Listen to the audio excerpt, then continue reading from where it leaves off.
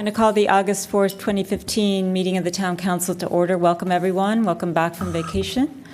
Welcome to council members back from vacation and staff. We will start our meeting as we always do with our roll call. Thank you and good evening. Councilmember Marika Sayak. Here. Councilmember Steve Leonardis. Here. Councilmember Rob Rennie. Here. Vice Mayor Barbara Spector. Here. Mayor and Chair Marcia Jensen. Here. The next thing we're going to do is our Pledge of Allegiance, and I would like to invite Giselle and Saya Hayes. Come on up. Go around that way.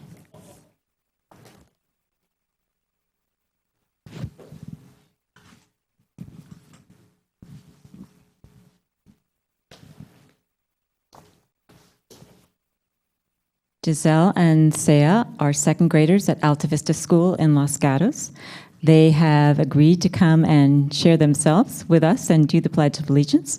They love soccer, they love softball, they love math, but one loves art. And because they're twins, obviously, who likes art? I do. And this one is? Saya. And Giselle. And they love to go on hikes. They go to on vacations to Mexico. Sometimes their little sister Mina is not a great hiker, so they get a little frustrated. But they're very excited to be here. And so we're going to have them lead us. And they did actually ask me to hold the mic for them, so I'm going to do that. Okay, girls, are you ready? Turn and face the flag.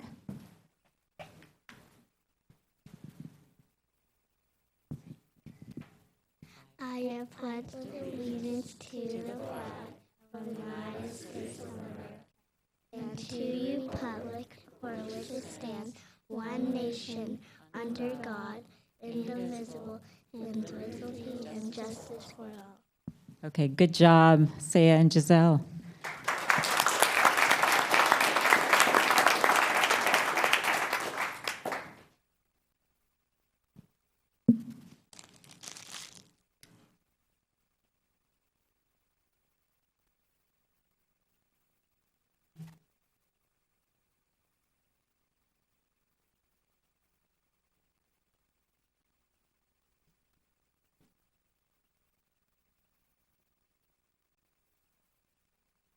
All right, excellent job, ladies.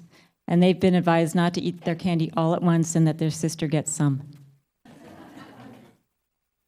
Thank you very much.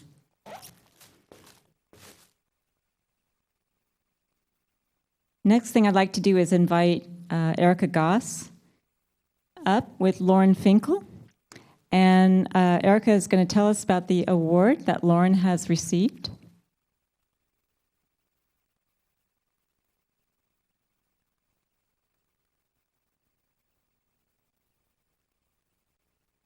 I should say that Erica Goss is the Poet Laureate of Los Gatos. Thank you very much for being here.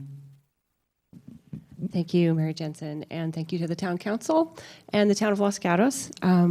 This is our winner, Miss Lauren Finkel. She's 18 years old, and she is a brand new student at UCLA, where she'll be studying English. Lauren won the scholarship. She was recommended by her teacher at Los Gatos High School, and also by her body of work and her talent in creative writing, especially in poetry. So when she won the award, she was 17. So now she's a big old 18-year-old and off to LA to go to college. So we are looking for great things from you, Lauren, and I'm so happy to give you that second award. She already received the award, but that was back in when the school was still in session. So congratulations, and I hope that you'll come back and make us proud. Do you want to say anything? Oh, Lauren, thank you. Lauren received the 2015 Los Gatos Poet Laureate Scholarship for Creative Writing. It's a whopping $500, but it's nothing to sneeze at if you're a college student. So, Lauren, enjoy that, and congratulations. We're really proud of you.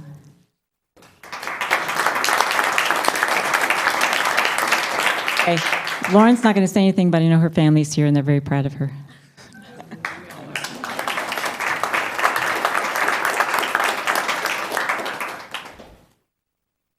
Okay, one last award and proclamation, and I'm going to invite Anthony Liu up.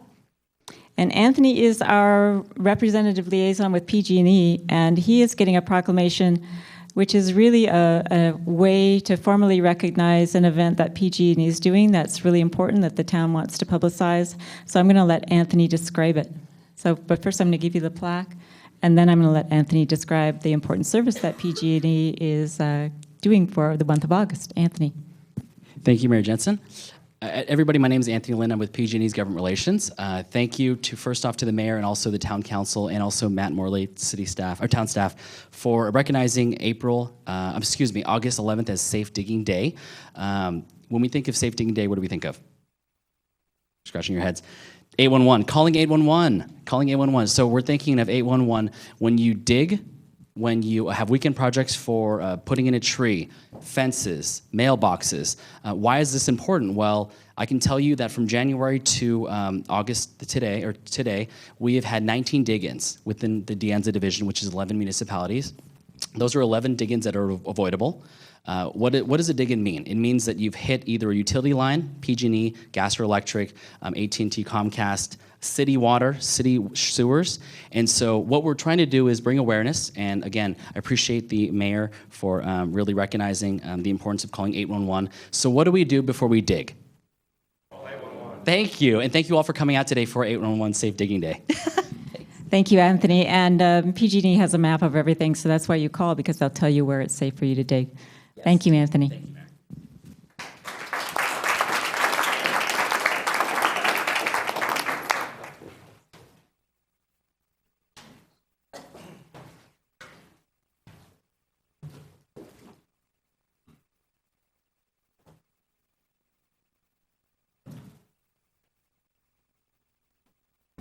Thanks, everyone. Now is our closed session report. Mr. Schultz.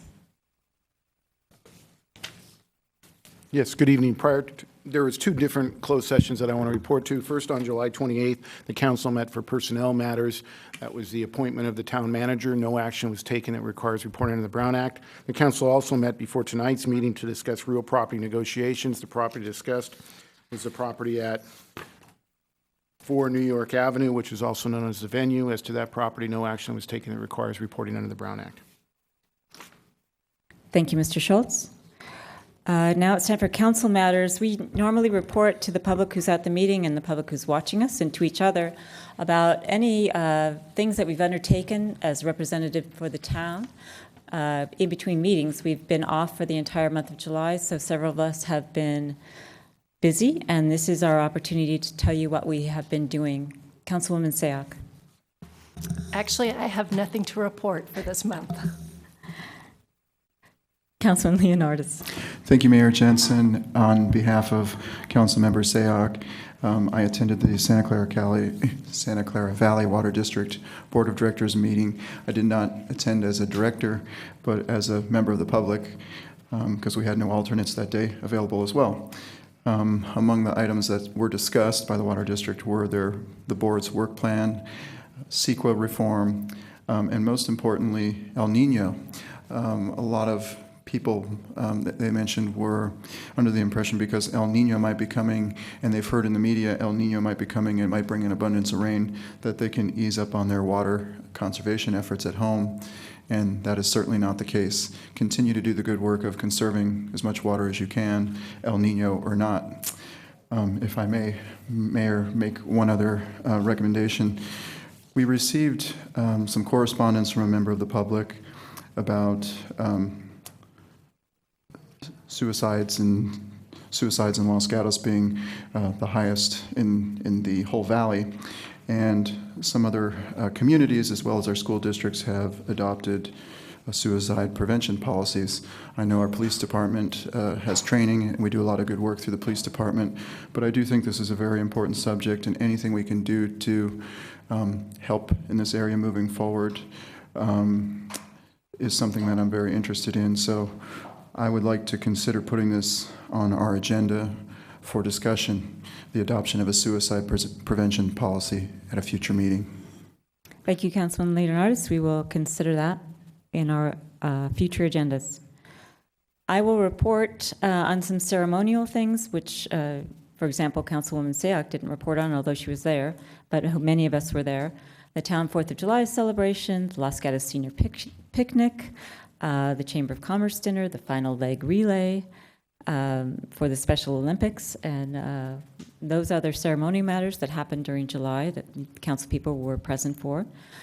For business matters, I attended and I can't honestly remember whether there was one or two in July, but a meeting of West Valley and North County mayors regarding regional transportation issues, to include Highway 85, the Highway 85 corridor, plans and projects that towns and cities may want to present to VTA, and how they relate to other items. Those have been reported back to the council, and there may or may not be a letter that comes from those West Valley cities and North County cities to VTA regarding transportation matters.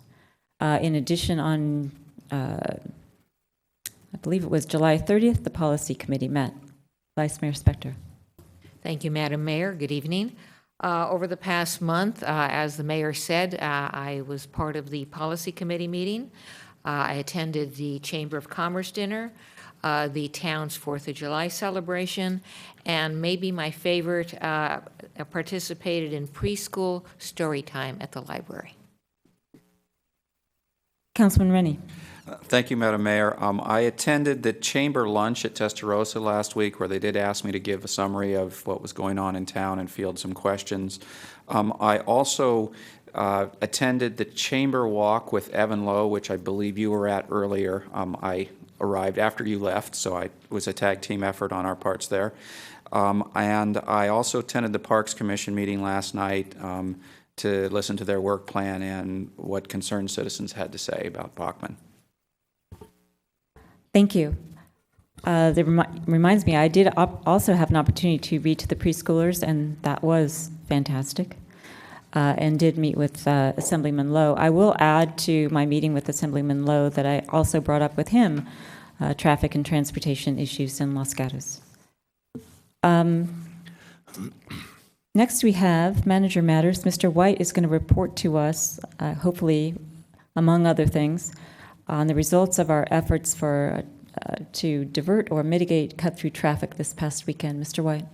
Well, except for cut-through traffic, we had an uneventful July, but that managed to fill a bit of time.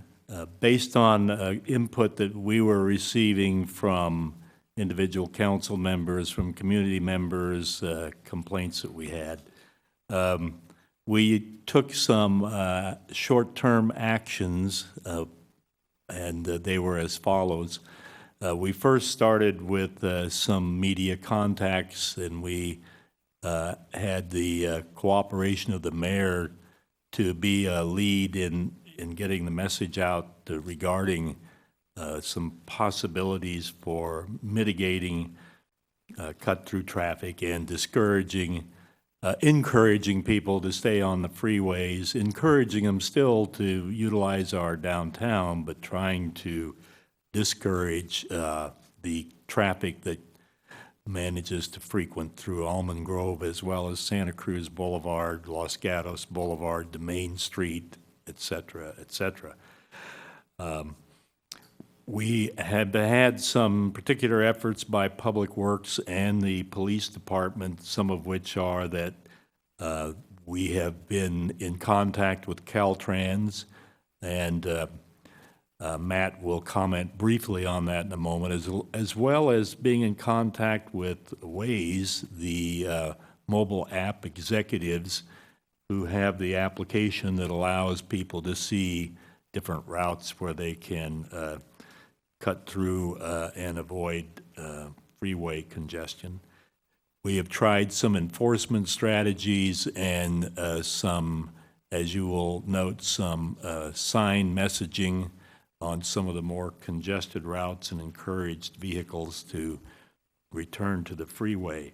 So we've been testing different ideas. It is our intention, and this is why I wanted to bring this up tonight, to continue to do that through August to some reasonable extent, but we wanted to just air what we're doing a bit with the council so you'd have an opportunity, since you're back in session, for some input on this. We also retained a consultant who has probably come up with about 20 short-term recommendations already, and a couple of which Matt Morley in the Public Works Department will be trying over possibly even this coming weekend.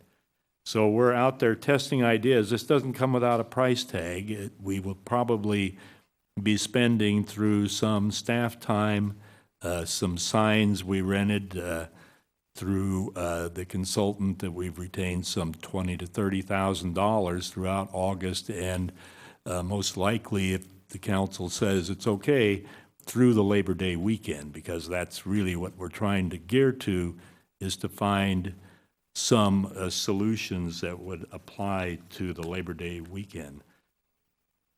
I would caution everyone, and the council knows this very well, there's no panaceas here. We're trying some different ideas. There may be some things like traffic signal timing, some continued use of signage, some discouraging of cut-through traffic with signs saying residents only, some of which worked reasonably well, and a little bit of enforcement, but largely for traffic that's blocking intersections. So with that, I'd like to have Matt Morley give you a couple of minutes, and then Captain D'Antonio give you a minute or two about things they've been doing, and then hear from you in terms of any directions, comments that you might have, primarily comments regarding what we're trying to do. Thank you, Mr. White. I did want to actually clarify something that Mr. White said, that the signs indicated residents only. We've gotten some feedback where people are concerned that police will be checking where they live and where they're going. The signs are intended to discourage traffic that is going to the beach from coming through town. Certainly, if you have business in town and your destination is in town, nobody's going to get a ticket, and we're not going to be stopping you and checking where you live. But what we are trying to do with the signs is to encourage your choice of the freeway. So with that, Matt Morley. Glad you clarified that, because that is something that we're trying to be very sensitive to.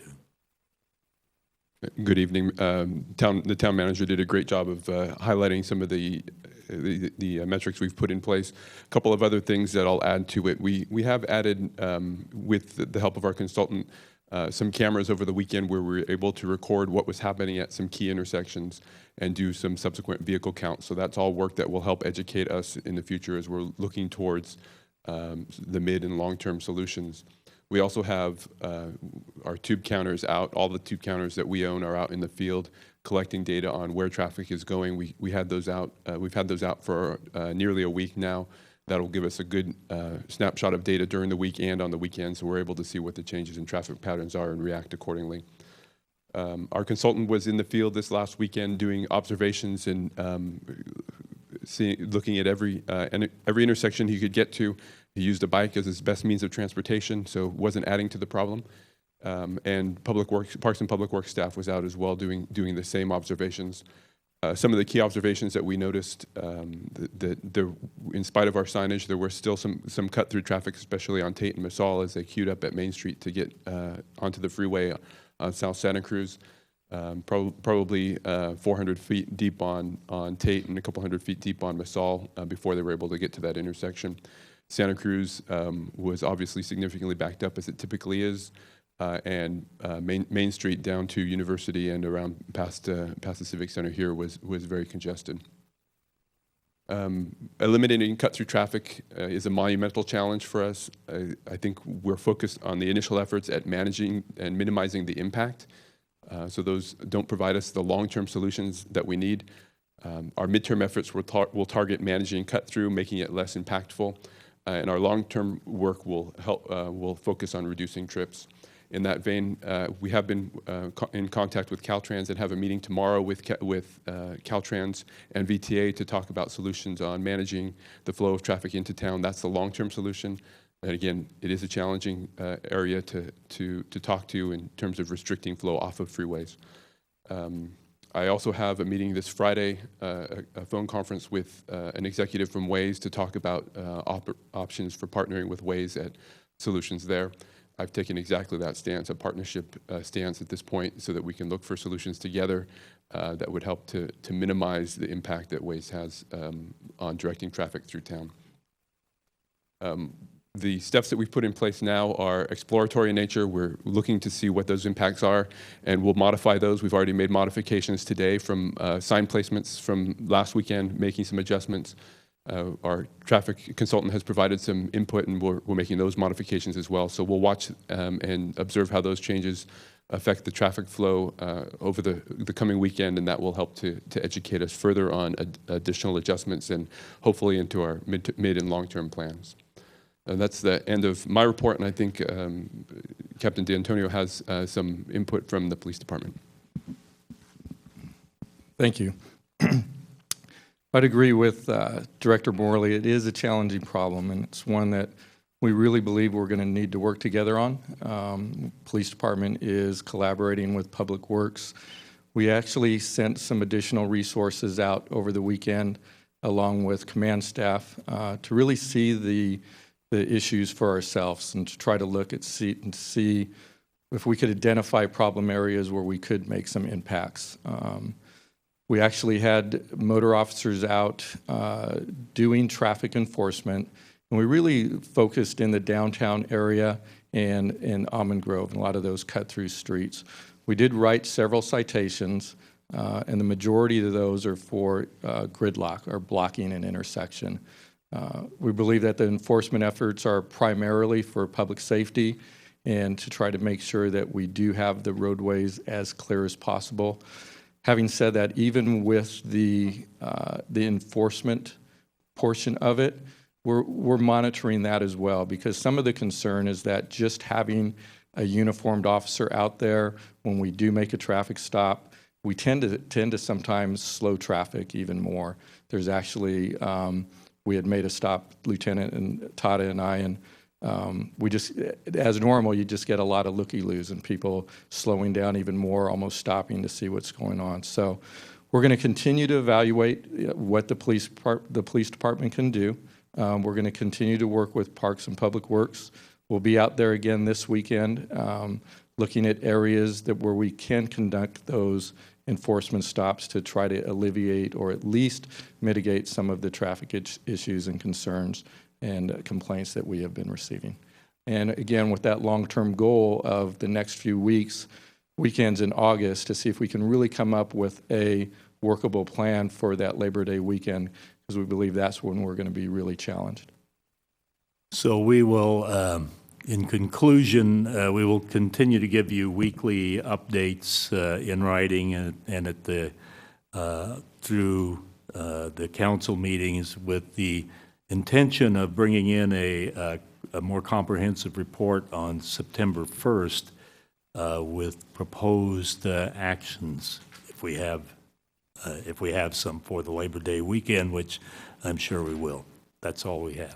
Thank you, Mr. White. And before I ask council members for their input or questions, if they have any, just on behalf of the council, I want to thank the staff who I know worked very hard this last week and were out there all weekend monitoring the results of what we were doing, and were available to help in any way that we could to try to get these pilot programs underway. So thank you very much for your quick work and your thorough work. Now, does anyone on the council have any input or questions? Councilman Leonardis. Thank you, Mayor Jensen. I had received a number of requests verbally and written about the gate on North Santa Cruz Avenue going southbound towards Santa Cruz, the old James Kennedy toll gate area. And everybody who I spoke to who had that concern said, why don't we just close that gate? What is the likelihood of something like that being an option? That is one of the areas that that we will be looking at, that southbound entrance into 17. That will probably come up. I would imagine, Matt, you'll be raising that even with Caltrans as well. But we have not taken any options off the table. Thank you. And one other idea that I had, I thought about, we're looking at redoing the streets in the Almond Grove neighborhood. Would it be possible to perhaps put some kind of gate system in on streets like Tate or Masole that are major cut-throughs, or Broadway perhaps, that can be open for use to everybody most of the time, but when we get those 90, 100-degree days or those beach holidays, those would be the days that we would focus on closing those gates. That's another great option, a permanent closure of, or a sort of a smart time closure of those streets. Just a bit of caution in that we'll need to explore what effect these options have even on the local residents. So if you can imagine being a local resident wanting to get home on a heavy traffic day and not having your Tate Avenue entrance available to you, you'd end up in the queue trying to make your way down Santa Cruz. So we just want to make sure that we make these analyses through an informed method so that we have all information in front of us. And those are all ideas that I think we look forward to bringing back to council for discussion. Mr. Schultz, can you comment on issues with closing public streets? I mean, I think it's the effect you have to look at. What's the ramifications of that, and how is it monitored to allow access to those neighborhoods? So, it can be done for public health and safety issues, but I think instead of that knee-jerk reaction, we need to study it and make certain that what we do doesn't cause even more cause and effect problems. Thank you. Anyone else?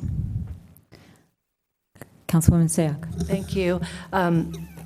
Definitely the one area of concern that I heard all of July was this cut-through traffic, so I appreciate the efforts to date. What I have heard from many of the residents in town is how can they be helpful?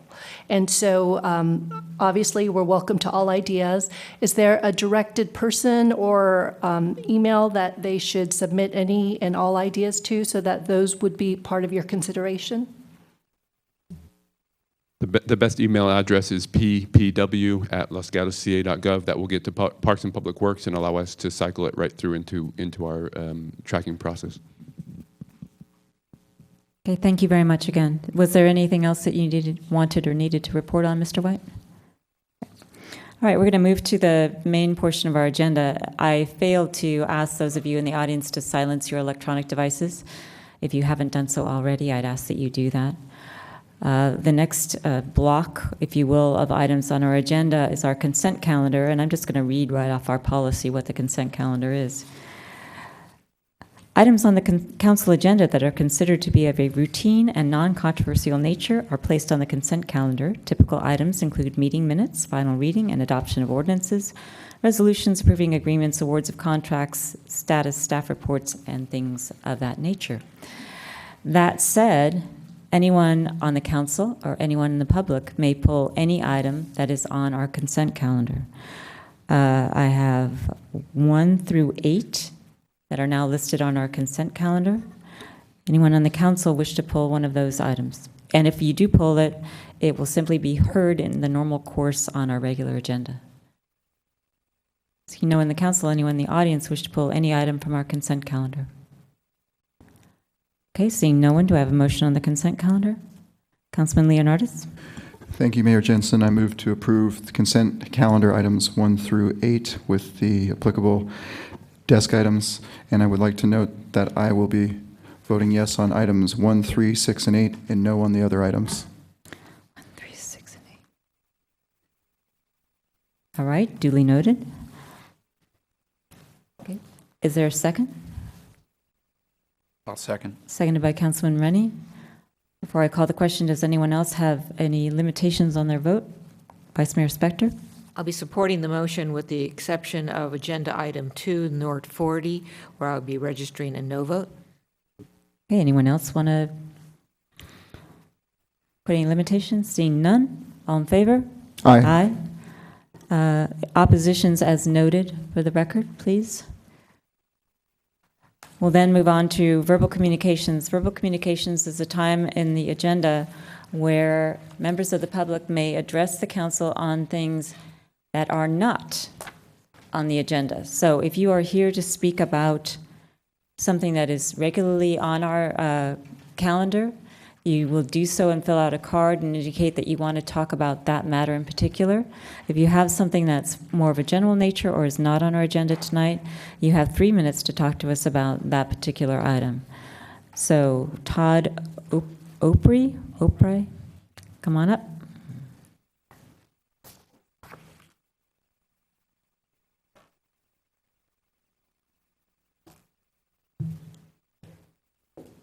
Hi, my name is Todd Opry. I'm actually here on behalf of House. Most of what I came to express by this gentleman, traffic problem.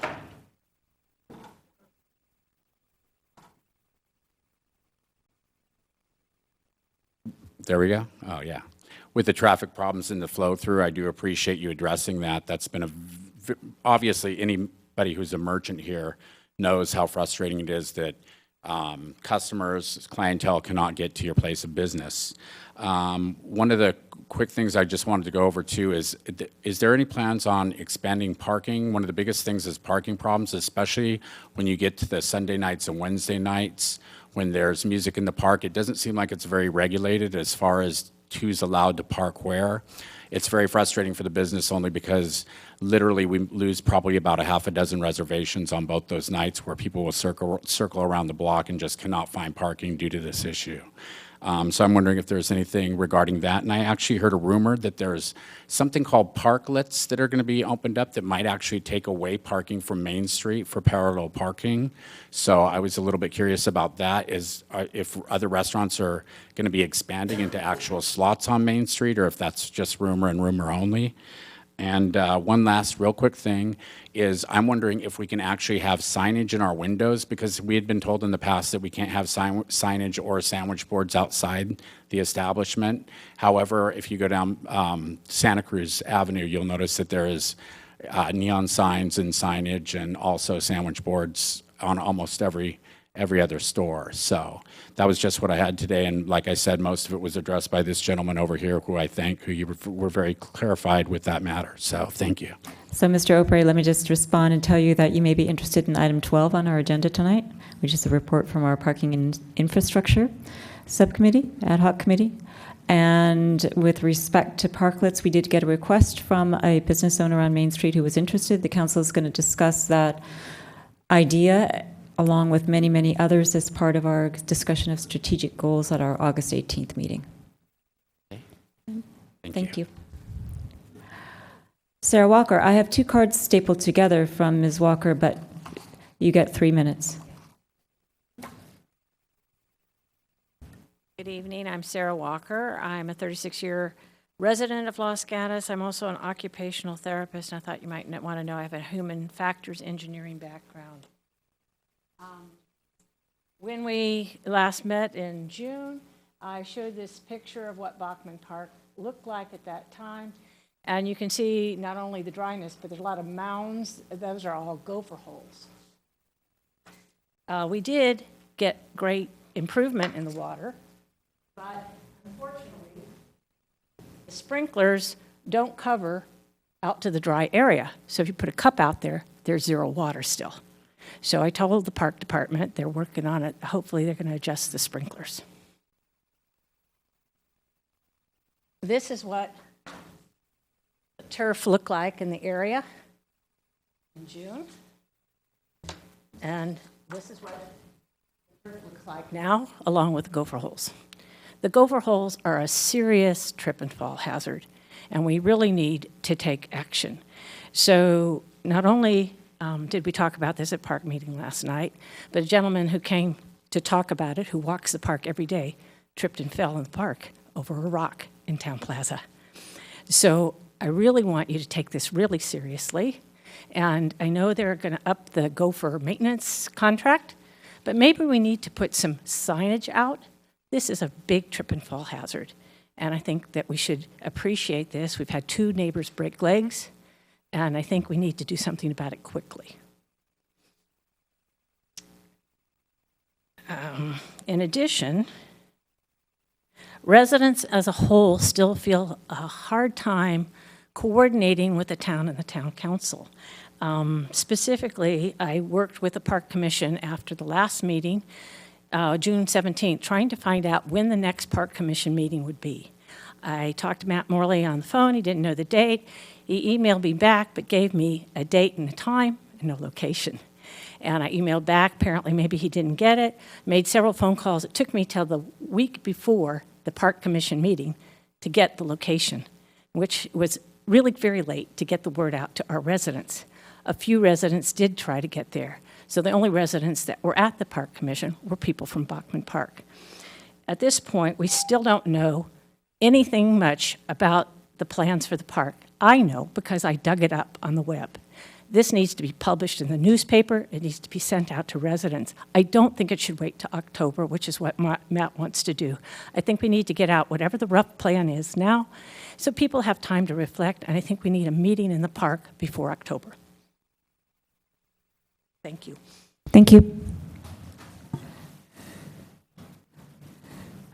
You may have a question, Ms. Walker. Thank you, Mayor Jensen. Actually, it's a question for staff, and I know that we approved the capital improvement budget prior to our recess this summer, and in that capital improvement project, there might have been a Bachman Park $225,000 park improvement thing. However, the council has not taken any action, any planning or any specifications or anything moving forward. It is intended that the public will be engaged prior to council voting and approving any new plan for that park. Is that correct? Thank you, Councilmember. Yes, as we explained last night to the Parks Commission and Ms. Walker, our first step in doing anything in Bachman Park will be a public meeting to include the neighborhood, notice to the neighborhood, through mailings, through Nextdoor, through posting at the park, so we capture the users. So that will be the first step that we take. Ms. Walker referenced an October timeframe. That was my best estimate at a time for pulling that meeting together based on our current staff resources and availability. Thank you. Thank you. I don't have any other cards for verbal communications, so I'm going to move on to item 9 in our agenda, which is hazardous vegetation weed and brush abatement program. Mr. Morley, do you have anything to add to your report? Nothing further. Is there anyone here to address us from the public on our hazardous vegetation weed and brush abatement program? Seeing no one, I'm going to close the public hearing. Look to the council for questions of staff and or a motion. Councilman Leonardis. Thank you, Mayor Jensen.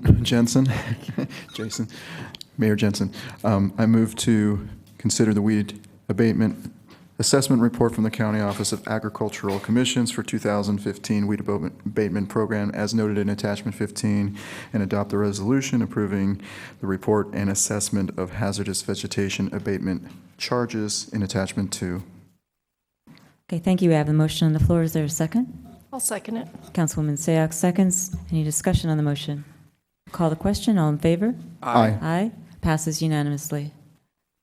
And we'll move on to item number 10, which is conditional use permit application U-15-001, property location 657 University Avenue. Property owner Edward Rodas, applicant appellant Gary Nishida. And we're just being handed something right now. So, is there a staff report on this item? Hello. Hi, good evening, Mayor and Council members. Can you give us your name, please? Not all of us know you. Sure, I'm an assistant planner, Jocelyn Puga. Welcome. Thank you. Good evening, Mayor and Council members. The subject site is located on the west side of University Avenue. The applicant is requesting approval to operate an auto body repair and paint shop. The applicant is proposing to operate from 7 a.m. until 6 p.m. Monday through Sunday. The Planning Commission considered the application on June 10th and unanimously voted 6-0 to deny the application. The Commission was unable to make the required findings due to concerns regarding the limited number of employees, parking, storage of hazardous materials, and vehicle safety entering and exiting the building. The applicant appealed the decision on June 19th with justification that the Planning Commission erred or abused its discretion by basing its decision on personal preference and not factual evidence, without allowing the applicant the opportunity to address their concerns at a continued hearing date. The applicant also stated that there is new information that was not reasonably available at the time of the Planning Commission decision with regards to a revised project description. Based on the decision of the Planning Commission, staff recommends that the Town Council uphold the decision of the Planning Commission and deny the appeal. In the staff report before you this evening, modifications to the conditions of approval were proposed to address the concerns by the Planning Commission. If the council wishes to approve the application, the modified conditions of approval are contained in Exhibit A of Attachment 8. There is also a desk item before you this evening, which contains a letter of support from a neighboring property owner. This completes staff's presentation, and we are available for any questions. Thank you. Does any member of the council have a question before we take the public testimony that is necessary for them to understand the public testimony or the process? Councilman Leonardis. Thank you, Mayor Jensen. As I reviewed the materials, I noticed that our traffic engineer went out and made some recommendations. Was that prior to the Planning Commission meeting or after the Planning Commission meeting? That was after the Planning Commission meeting. So it's kind of curious because if the Planning Commission denied the application, who directed the traffic engineer to go out there and do this research or recommendations, I should say? Sure. So the applicant contacted the traffic engineer directly based on the concerns of the Planning Commission with vehicle safety entering and exiting the building. And the traffic engineer and town staff met with the applicant on site to come up with recommendations to increase the safety based on the concerns by the Planning Commission. All right. Thank you. Thank you. Unless I see another question. Thank you. I'm going to call on Gary Nishida, who is the appellant, or his representative.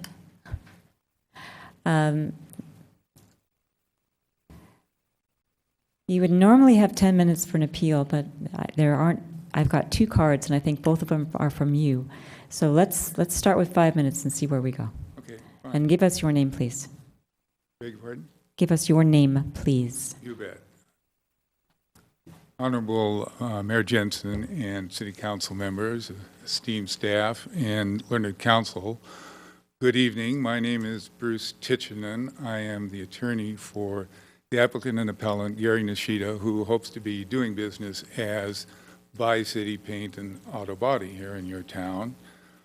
Although the staff report recommends that you uphold the Planning Commission, my impression reading through the staff report is that, as they must, of course, that substantively they support the application, and we certainly concur in all of their substantive findings, and we hope that you will adopt the draft resolution granting the appeal and granting the conditional use permit in Attachment 8 with one modification.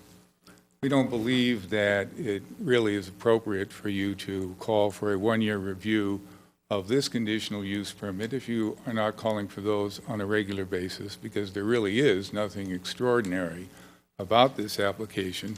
But if you feel that you should, then we ask that you provide not for the Planning Commission to hear the review, but rather for this council to, so that you maintain the appearance of impartiality in the hearing body that, as I've argued to you, due process requires, and I won't go over those reasons.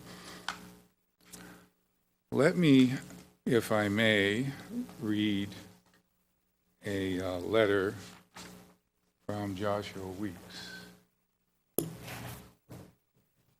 And sir, that's contained in the desk item that we received, correct? I'm not sure whether it is. Yeah, oh, excuse me, yes it is. It's in the appellant's documents. So, dear Town Council, my name is Joshua Weeks, owner and operator of the Plumed Horse Restaurant and La Fondue, both located in downtown Saratoga, and an enthusiastic member of the Los Gatos Chamber of Commerce. I've been a longtime client of Mr. Nishida's business, By City Paint and Auto Body, since he was located in the city of Santa Clara. I was excited to hear that Mr. Nishida was looking to open his business in the town of Los Gatos. This is a huge convenience for myself as well as many of my family, friends, and customers of my restaurants who are local residents of Los Gatos and Saratoga. Mr. Nishida is highly knowledgeable in the automotive field. He has always provided great personalized service to me, as well as to anyone I have referred. In closing, I hope that you will grant his conditional use permit and allow him to do business in the town of Los Gatos. Sincerely, Joshua Weeks, owner of Plumed Horse Restaurant. In addition, I'd like to show you the letter from the Santa Clara County Fire Department hazardous materials specialist, which we got just recently, which basically says that this gentleman, Michael Benjamin, the hazardous materials specialist, asked Mr. Nishida for a list of the materials that he would be using in his spray booth and his operations. And Mr. Nishida sent him the list. He sent back this letter, which says basically, so long as you only use materials listed in the two exceptions here in this letter, you will be fine with us. And in fact, those are all of Mr. Nishida's materials will be within those exemptions list. So he basically has the authorization from hazardous materials. His operations will not present any kind of a danger to public safety from hazardous materials. I can see I'm going to be short here. I wonder if I might have a little more time. We'll let you finish up, and then we'll see if there's questions for you. Great, thank you very much. And if we have a document, I think it's not necessary for you to read it to us. Okay, too late, I apologize. So it seems to me the main concern was traffic safety. The traffic town engineer, despite the claims of a competitor that there had been a bunch of accidents at that intersection, the town engineer's report shows that that's just not the case for traffic in and out of this location. And in addition, I want to point out that Big Ed's Automotive, which was an auto body shop, operated out of that exact location, 657 University Avenue, for approximately 2 years, from September 2009 to sometime in 2011. So there is this business with the same traffic footprint operating out of there, according to your traffic engineer's research, no traffic incidents. There is some uncertainty about whether or not Big Ed's got a conditional use permit that would operate here to be one that Mr. Nishida can claim, because conditional use permits, I'm forgetting my legal phrase, run with the land. And we're not waiving the claim that that may be the case, but we're hoping that we won't need to look further into it and that you'll grant the conditional use permit tonight, because basically all of the concerns that competitors, in my view, bamboozled the Planning Commission with have been satisfactorily addressed since, as your staff report shows. Limited number of employees. Mr. Schultz pointed out that concern that a business plan of the applicant might fail is not really a basis for finding a denial of the conditional use permit, and that's the case. The letter of Mr. Weeks shows that Mr. Nishida is competent to what he's doing. The fact that it's just going to be him as one employee running it, a one-man shop, is not that unusual in commerce. Parking. There was quite a bit of confusion, if you read my letter, about what the parking issue was. We agree with your staff's proposal tonight that there be 4 parking spaces, and so fully in support of that. Storage of hazardous materials, just showed you the letter from the fire marshal. And vehicle safety, entering and exiting the building, no traffic incidents in 10 years. Same kind of business operating there for 2 years during that 10-year period. It's perfectly safe. So I believe that I'm done. Be happy to answer any questions, as would Mr. Nishida or Mr. Ed Rodas, his landlord, who's in the audience. So thank you. Let's see if there's any questions for you. Councilman Leonardis. Thank you, Mayor Jensen. One that comes to mind, you mentioned a body shop that was operating there fairly recently. Did they have a spray booth already installed? Was it taken down when they left? I don't know. No. Mr. Rodas? No. So why don't you gentlemen, I have cards from all of you. If you're gonna answer questions, I'd like you to be able to speak into the mic so that we can identify you and do it that way. So could both of you go to the podium, please, and just introduce yourselves, and if you can answer a question, please do so. My name is Edward Rodas. I had that business in 1962 when I bought that building, 657. I want to go on record.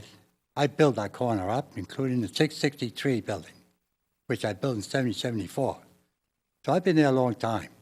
I never seen an accident. Somebody else claims there is, but for one in all these years. And even the police department called me up because they thought they hit my building, but there was no damage. Some lady made a left-hand turn. It was about maybe 15, 16 years ago. Now, I'm a Korean vet. When I bought those buildings, this is so I have something for my future. I am 86. My wife is sick. I got cancer in my lung right now. And this is why I build my business, so I have it when I'm going to need it. So, Now, Mr. Rodas, thank you. Did you have a spray paint operation? I think that Councilman wanted to know if there was a spray paint. No, I have to correct that one, Bruce. I never had a spray booth in the front. It's always been in the back of the building. I have a petition in the building I had to put up. It was very hard to rent the whole building. It was 7,000 square feet. I had to break it down by putting a wall. And this was done about 1967 or 68. It was much easier to rent the property, including I had the body shop there, but I had the body shop in the back, along with mechanical work. I also sold cars out of there, which town those guys gave me a license, which was from 68 to 72. When I turned it in, they couldn't believe me. They gave me that license to sell Citroën. It's a French car. That was my specialty. All right? Thank you. So let's see if there's other questions that Mr. Nishida or Mr. Titinen can answer, and we'll let you take a seat, and then we'll find out if there's other questions. Okay, thank you very much. Other questions? Councilman Rennie. Thank you, Madam Mayor.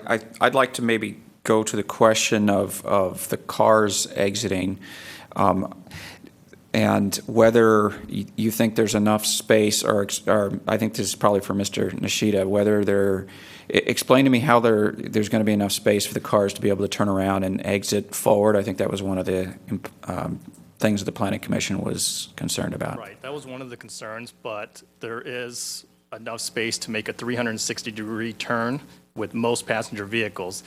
Unless I get something that's overextended, like a 3/4 ton dually or SUV, then I would have to make a 3-point turn. But any type of vehicle can go and make a turn, to be able to pull out frontwards. Okay, thank you. Vice Mayor. Thank you, Madam Mayor. I think my question is the same, but I want to get a little more detail. I'm looking at your Exhibit A 1.1, and it's a diagram of your proposed business. I see 5 parking spaces depicted, 3 parking spaces for customers and then 2 for your business purposes. Is that correct, that you propose to have 5 parking spaces? Well, one is a work bay.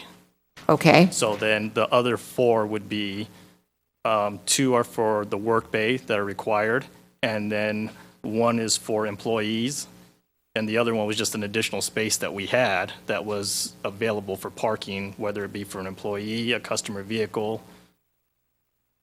All right. Is it your anticipation that vehicles, whether they're going to any one of those 5 spaces for whatever reason, would be driving in? In other words, the front of the car or vehicle would be toward the wall? Yes. And then assuming that all of those 5 bays or parking spaces is occupied, explain to me how the, let's say a customer's vehicle would then exit the building going the front of the car onto University Avenue. I would back out the vehicle, or they would, depending on how comfortable they are. And I actually have done this as a test when we were drawing up the plans. What I did is I took all measurements and I lined it off with tape and tool carts that I had in order to kind of simulate, the back end of a vehicle. And I took one of the biggest vehicles I have, which is a full-size BMW 7 Series. And I went forward in each one of those spaces, including the work bay, backed it out, and was able to do a 360-degree turn in order to pull it frontwards out to University. I also offered to demonstrate that with the traffic engineer and the town staff that came out about a week or 2 ago. And they said there's no need for that. But it is possible. All right, thank you. Other questions? Sorry. Let me go to Councilman Leonardis, and then we'll go to Councilman Rennie. Thank you, Mayor Jensen. Mr.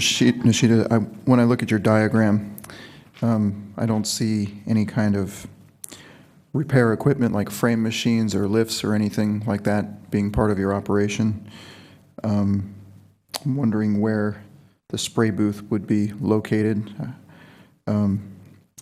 And the other question is, I know when you start taking apart cars, one car could take parking space of several cars. You take, if you really disassemble them.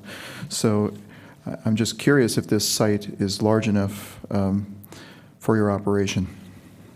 It is. And when you disassemble a vehicle, of course, depending on the job, it could be in 100 pieces scattered throughout, the floor like you had said. But the way the space is and the way I design the space is there's ways in order to not have it take up several spaces. I have, wall mounts in order to mount certain parts like bumpers, doors, hoods. I have these, they're a 3-tier shelf rolling cart that a lot of us in the industry use in order to put any parts that we take off the vehicle onto and roll away into a storage, area that doesn't take up much space. As far as a frame machine, I haven't purchased anything of that nature yet because I don't know if I'm going to be allowed to work in there, and that's a huge investment to go and purchase with the uncertainty of whether I'm going to be allowed to open. Because once I buy it, I'm stuck with the machine. As far as the spray booth I want to use is a mobile spray booth. It's one of the newest technologies in the industry, and it's made for a compact space like this because there are a lot of shops, including next door to me, who are the same square footage, but his facility is narrower, where something like the spray booth I want to use makes it a lot easier to do jobs as opposed to having one huge spray booth that takes up 3 or 4 work bays or parking spaces. The spray booth is on wheels, it moves around, it's fully enclosed whenever you're going to be working on a vehicle. It has high efficiency filters, which has a 98% capture rate, which is probably one of the best in the industry right now because none of the shops in Northern California could even get that type of capture rate right now. So that wouldn't be an issue. All right, thank you. Councilman Rennie. Thank you, Madam Mayor. Mr. Nishida, if I can continue sort of along these same lines. So the requirement as staff has written up in the new attachment A for the council, which has been changed since the Planning Commission, now talks about taking advantage of all your 4 spaces, which would allow you to have an employee and a contractor, and then the 2 spaces required for the 1 work bay. That doesn't preclude you from parking more cars in there, and I'm thinking that you may end up parking cars somewhere else in there, not in those spaces, maybe stuck in a corner. You may have cars that for some reason are sitting there for a long time, or you're waiting for parts and you're working on something else. Maybe I'm assuming wrong, but I'm wondering if you do that, can you still get cars turned around and out the door forwards? If I, say, parked an additional car or 2 in there, I could get cars to turn all the way around and be able to pull out forward. But if I stuff every car I could get in there, which that space could easily fit about 15, 20 vehicles, then no, it would be impossible because I would be blocking in, vehicles, and there's just no way to do that. Okay, thank you. Mr. Nishida, I have a question for you, kind of along those lines. I thought I had read somewhere that you were amenable to making your service an appointment only. Correct. So you would not have stacked cars in theory? In theory, I wouldn't, and I've also spoke with a couple other property owners along University, and they have offered me additional parking if needed that I could lease out from them, whether it be for employee parking or for customer vehicles. Any other questions? Councilwoman Sayak. Thank you, Mr. Nishida. Having watched the Planning Commission meeting, one of the things, and also reading the material, the issue at hand to me is the actual location of your proposed business, and less so on the actual business details. What, in your opinion, makes this location the location why you want to have your business at? Are there other locations that you looked at? And why do you strongly believe that this is the best location for your proposed business? I have looked at different locations throughout the Bay Area. I've looked in Santa Clara, again, Sunnyvale, San Jose, Cupertino. A lot of, I'm not going to say a lot, town of Cupertino is, they don't want body shops at all. They're not allowing it unless you're already there. They're not going to approve it. Sunnyvale, I have to go through the same process as a conditional use permit, but I couldn't find any available space there. San Jose, there just wasn't anything that I liked. A lot of the spaces that were available were in pretty bad areas. The last location I had in Santa Clara was a great location right behind the airport off Martin Avenue. It was real peaceful and nice and quaint, and that's kind of the reason why I, picked this location when I seen the building was available. I liked, the town of Los Gatos. I've almost, practically grew up here. I have family, friends that live here, own property here. I used to always come here with my grandfather. My grandmother used to work here, and it's always been a town that I liked. So when I moved here and then I had the opportunity to actually open a business and work in, the city that I live in, I thought it was a great opportunity. I like the size of the building. It's not as huge as my other space. My other space was very large, and I worked a lot of hours, and it's just not something I want to do again. So this size is perfect for me. The appointment only doesn't hurt me. It actually helps me. I like to be able to have the freedom to come and go as I please, and by scheduling people, I kind of have that freedom. On top of that, I'm caring for my grandmother who had a hip fracture recently, so she needs 24-hour round-the-clock care. So this allows me the opportunity to still run my business and care for her. Any other questions? Okay, Vice Mayor, and then Councilman Rennie, did you have your hand up as well? Okay, so Vice Mayor and then Councilman Rennie. Thank you. You mentioned contacting neighboring businesses to potentially park your extra vehicles at those locations. Have you had any discussions with those businesses as to whether or not under their, for example, conditional use permits, if they have extra spaces to be able to give away or lease away? I have. One of them does not have a conditional use permit because they're not required to, and they have a very large space. The other one does have a conditional use permit, but there is no parking required for it. Because I guess when they got it, it was so long ago that it wasn't required for employees or customer vehicles. Thank you. Councilman Rennie. Thank you, Madam Mayor. I think this is a question for Mr. Rodas, if he recalls. I'd like to know, I recall, I don't have it up in front of me, a list of all of the businesses that were in there before the last contractor that was storing trucks, and most of them sounded like repair or body shop kinds of places. But since 1977, we're supposed to have CUPs for those kinds of businesses, of which none seem to be on record. So I'm trying to understand, you know, I guess there's some significance in if we've had these kind of businesses there before and they were able to survive in this size building, it lends a little more credence that this business could manage in this building also. But so the Big Ed's place doesn't sound like they had a CUP. Can you tell me more about what was that business? Well, I had a warehouse space most of the time there, a couple of times. Mr. Metzger, he stored his exotic vehicles. They had about 20, 25 of them in there all the time. And he was there for about 2 or 3 years. And then I found out I got a letter from the town of Gatos. He was apparently selling cars. I was not aware of that. We had a little discussion. He left about 3 months later. He was going to go out anyway, which is good. It came out just right.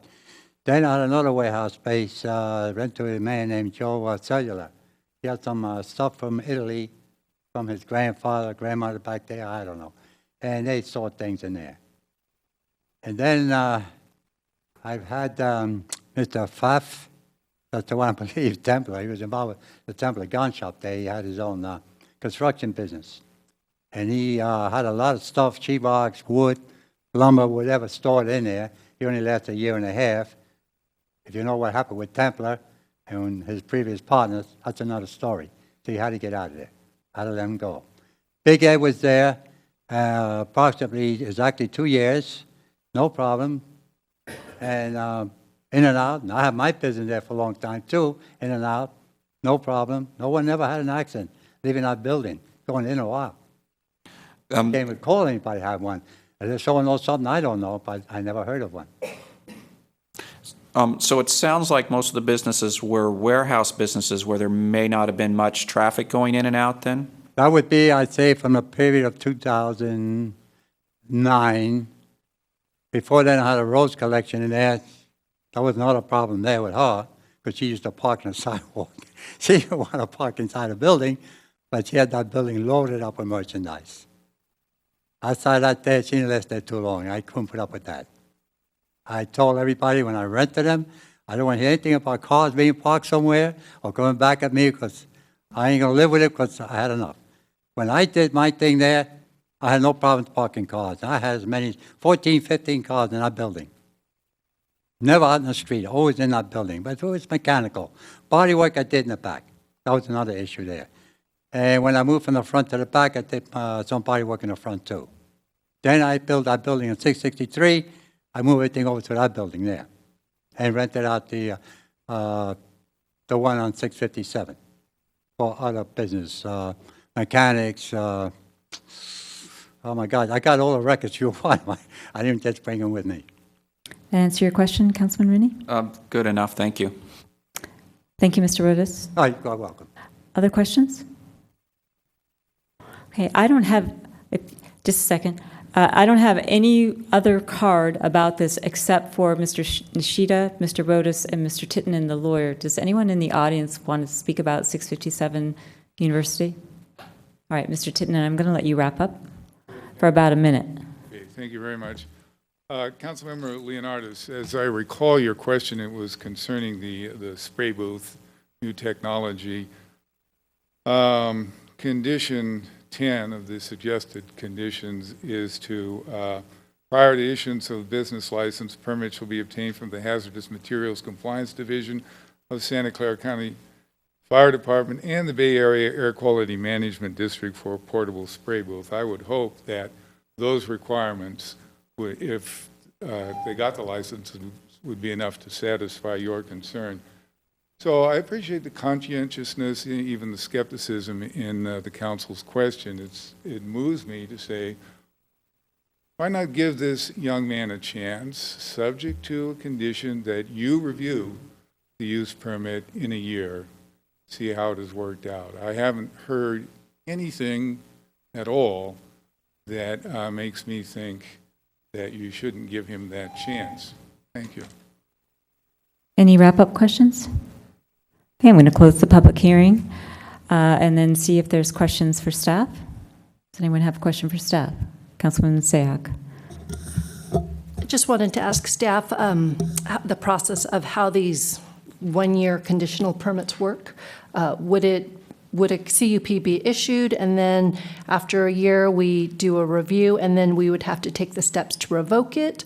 Or is it the opposite, where it's a one-year test, and then we issue its permanency? Thank you. You would be, if approved, you would be issuing the permit, and then in a one-year time period, the council or the planning commission, if you decide to delegate it to the planning commission, would conduct its review. If you find that it is not satisfying its conditions or you wish to modify the permit, then you would go through those separate processes, either revocation or modification. Okay, other questions? Vice Mayor? Thank you, Madam Mayor. I didn't see this in the staff report. It has to do with traffic.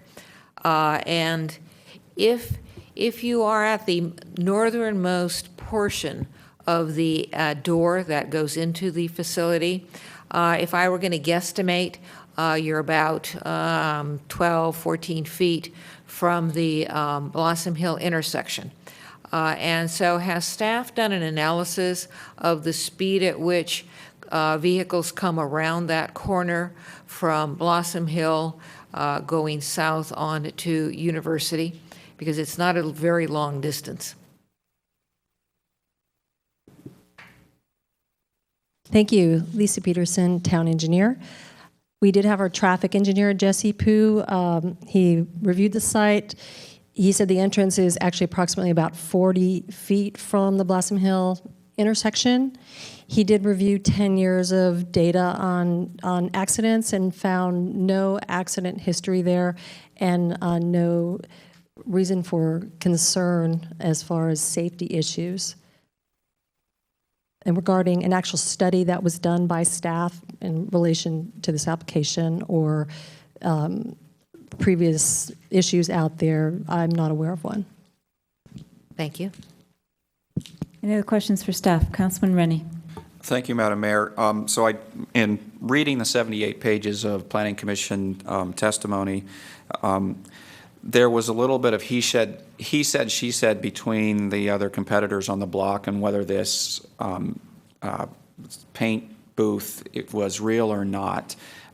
So I'd kind of like staff to weigh in on whether this paint spray booth is something that's legitimate or not. Thank you for your question. That portable spray booth was reviewed by the building official, staff, and the fire department and was found to be legitimate and to be a real product. Thank you. Any other questions? Thank you. Now I'll look to the council for a motion or discussion. Councilman Rennie.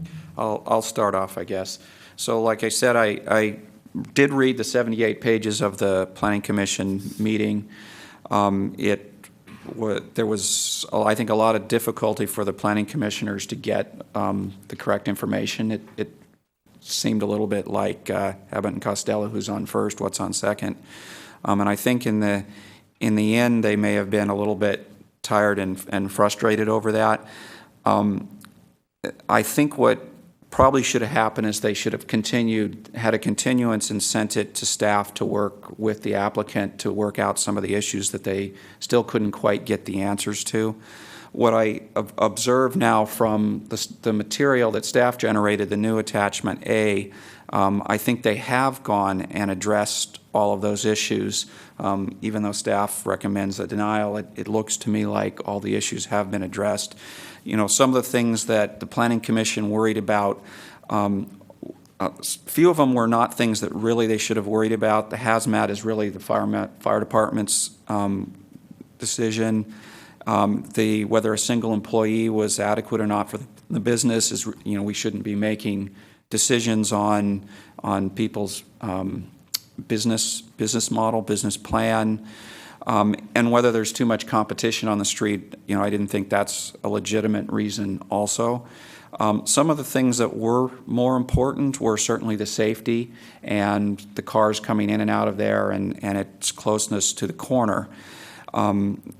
Based on what I see, their staff is recommending 4 safety items, which to me look like they solve the safety question. I think staff has reviewed and the applicant has made it pretty clear that you are able to turn around in the building and exit forward. I think that's a pretty important part of it being safe. There was questions about this number of parking spaces. That was one of the things that was confusing for the Planning Commission. It seems pretty clear that there's 4 spaces. There were a lot of discussion about whether it was 3.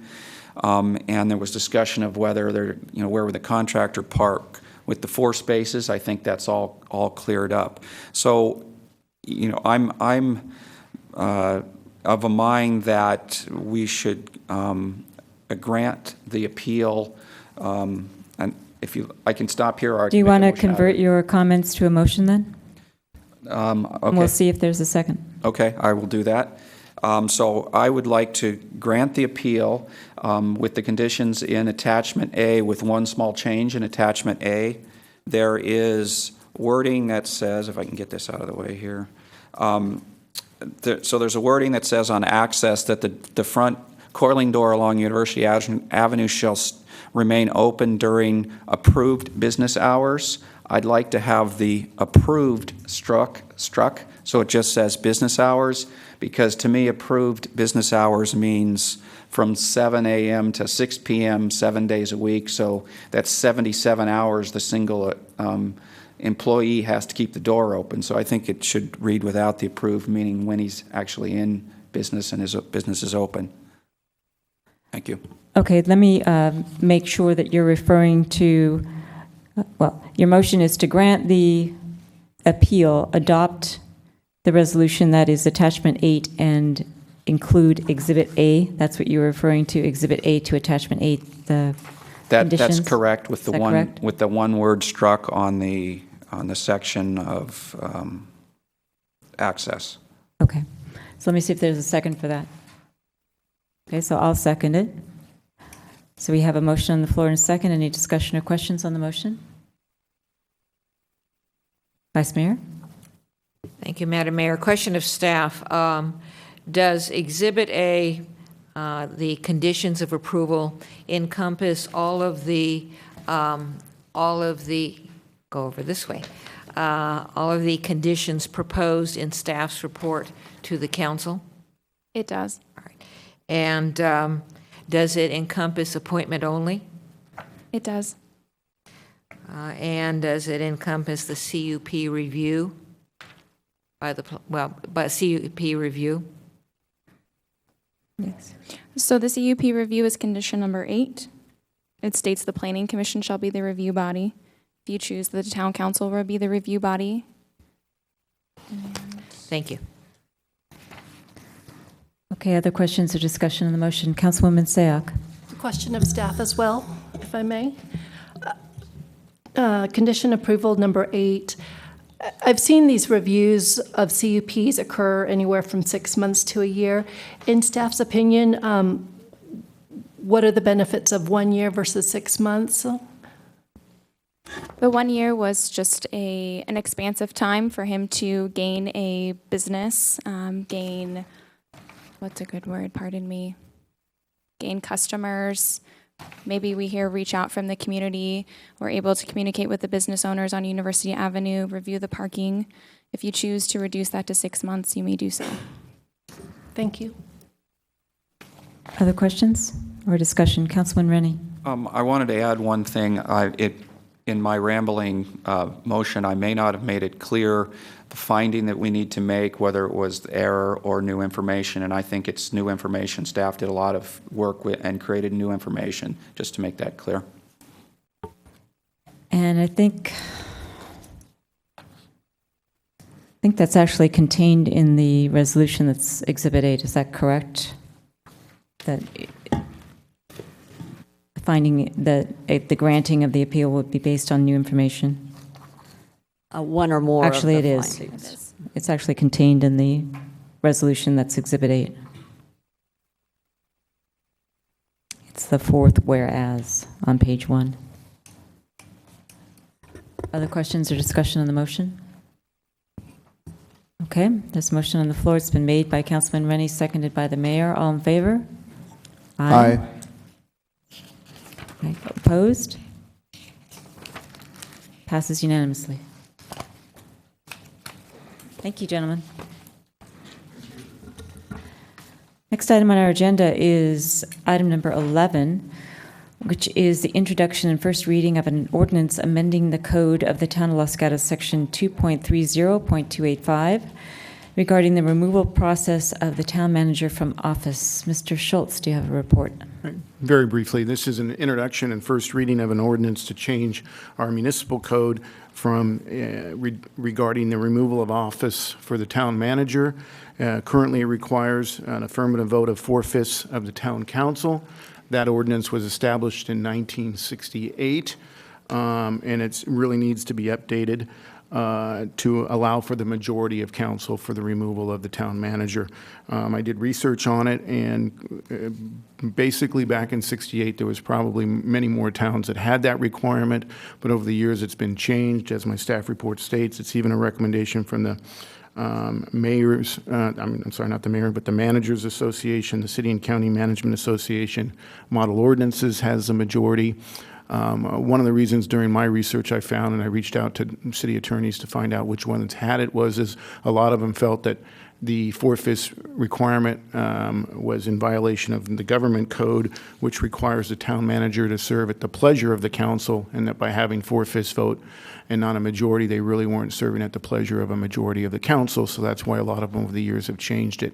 Where I did find that there were no changes were primarily, almost entirely, with charter cities, and charter cities don't have that problem because they're able to circumvent state law.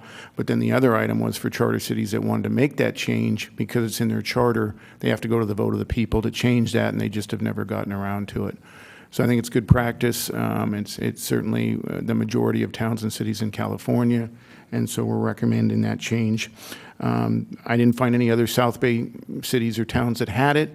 Cupertino was the last one that changed it in 2012. Their staff report is less than a page long and didn't give any reasons why they were changing it from 4/5 to a majority.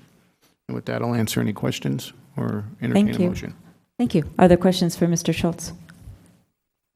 Okay, seeing none, I don't have any cards on this topic. Is there anybody in the audience that wants to talk to us about the proposed ordinance change? Seeing no one, I'm going to close the public hearing. Look to the council for questions, comments, or a motion. Okay. Councilman Leonardis. Thank you, Mayor Jensen. I move that we make the recommendation in the staff report and move to read the ordinance as amending Los Gatos Town Code Section 2.30-285. And allow for the reading of the title only. Yes, thank you. And before there's a second, do we have to read the title, or do we do that? Okay. Is there a second? Seconded by Councilwoman Sayoc. Any discussion on the motion? Councilman Rennie? Thank you, Madam Mayor. I'd like to make a few comments. I thought about this. At first, I had some concerns changing from the 4-1 vote to a majority vote. Thinking back, there must have been a reason for this. I could imagine that there was problems with, town managers being excused willy-nilly, and that would be disruptive and actually costly to the town. So I did ask the town attorney through emails about, why was this drafted, and found out that it was drafted in 1968. And that was probably the thinking at the time. And as he explained, that the towns in our area have moved towards the majority from the 4/5. So I've become more comfortable with changing to a majority. And that is more appropriate with the time. So will be supporting the motion. Thank you. Any other comments or questions on the motion? Okay, I'm going to call the question. All in favor? Aye. Aye. Opposed? Passes unanimously. Ms. Neese, are you going to read the title for us? Yes, thank you. Ordinance of the Town of Los Gatos amending the code of the Town of Los Gatos, Section 2.30.285, regarding the removal process of town manager from office. Thank you. Which brings us to item 12, which is a report essentially from our Parking and Infrastructure Ad Hoc Committee with a recommendation. We did get a desk item this afternoon, which was a revised proposed RFI. Mr. Morley, you look like you're going to give us the report. I didn't know if it was going to come from members of the ad hoc committee, but they are welcome to add after you. So please go ahead. Thank you. I'll make a brief presentation and turn it over. So as we're aware, the council formed the ad hoc committee with some broad goals. The goals included a focus on parking infrastructure in the downtown. The ad hoc committee refined that and ended up with a structure looking at the potential for a parking garage on what is parking lot 6. I'll start by add in that there was a great discussion, a great partnership moving this forward. Councilmember Rennie and Vice Mayor Spector, as well as assistance from the town manager, and a partnership with Assistant Town Manager Pavetti. So a good workshops to make this move forward. To familiarize ourselves with the property, just in summary, the blue property is a former property purchased by the former RDA and for below market rate housing. The obligation is for 6 below market rate units. The yellow property directly below it is the established parking lot 6. Since the purchase of the blue property, it's been incorporated into that overall parking lot, so it's no longer residences, but rather parking spaces. In addition, to the south of Victory Lane is another small parcel that belongs to the town that is currently used for parking. There's a couple of other properties in the neighborhood that will help to orient us. There's the red box next to the blue one, which is used for a gym now off of Linden, and then the Catholic Church to the right of that as you're looking at the screen. And then also to the south, to the east is the building that houses, amongst other things, what is known as Mountain Charlie's. So general reference on what's going on in the area and what the property looks like as we discussed it.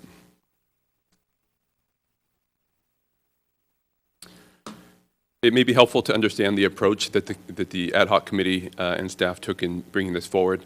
We started by identifying issues, and in your packet you have a series of issues and worksheets that were used through the process. These were working documents, so they morphed over the time as we went through the ad hoc committee meetings, and information was added to them as the committee had questions. So they started with a staff recommendation and ultimately ended with an ad hoc committee recommendation that was added on later. In some instances, that recommendation mimics the staff recommendation, and some it differs somewhat. The ad hoc committee recommendation is what's been put forward in the RFI document that is also in your packet. And I'll get to more on the RFI and the acronyms and all of that in just a second. Staff provided information where it was available. There were times where their information wasn't readily available, and actually obtaining that information was a difficult task at best. In those circumstances, we had that discussion with the ad hoc committee and presented options, including researching the material or looking for other options. That further refined our look at how we moved forward with the process. And again, I'll double back with that in a second. We put the information into categories in terms of importance, what was a must-have and what was a like-to-have, and that's structured to help educate and inform as this goes out into the public, if that's the direction of the council, to provide priorities on what the council is looking for, so that the proposals that come back are the most effective possible. And then, of course, as I mentioned, each recommendation has each item has a specific recommendations. And then before we get to the individual issues, it may be helpful to review what we're building towards in terms of a structure. So here's where the acronyms come in. And we discussed an RFI, we discussed an RFQ, we discussed an RFP, amongst other things. An RFI is for this purpose, a request for information. A request for information is a very broad-based ask of the development community, looking for input on what they think the market could bear, what might be a good solution for this particular location, taking into consideration the must-haves and the want-to-haves that the council would put forward. An RFQ, or a request for qualifications, would be an ask of a development community or partnership companies to provide information on their qualifications for developing on a piece of property or partnering with the town. In this particular case, because we found that some of the information was not readily available, that it would be better, we didn't have enough information to move it forward to a request for qualifications, in that we may run into a situation where what appeared to be a qualified company may not have been the best qualified for the use that we ultimately landed on. A request for proposal is a little bit, or RFP is a little bit more refined document that would provide some structured details as to what the town was looking for. Again, because we found some situations where we may want to ask the development community what the best solution was, we left that for a later stage. So that brings us to the RFI as the first step, and where we landed where the ad hoc committee landed. The best benefit from the RFI is that you gain the perspective of the potential partners, and again, how the market forces might affect the use of a particular property in this case. So ultimately, if we were to move forward with an RFI, we would provide a document out to the public, and that would generate some responses. Those responses would be used to educate the next step of the process, which would ultimately likely be an RFP, or request for proposals. So that's where we would use the RFI to refine and get the greater detail, so that we'd have the information needed for an RFP and be able to get significant proposals from developers or partners. And then at that point, we could make a decision to negotiate with one or more of those potential partners, or to stop at any point along the way, of course, and not do anything at all.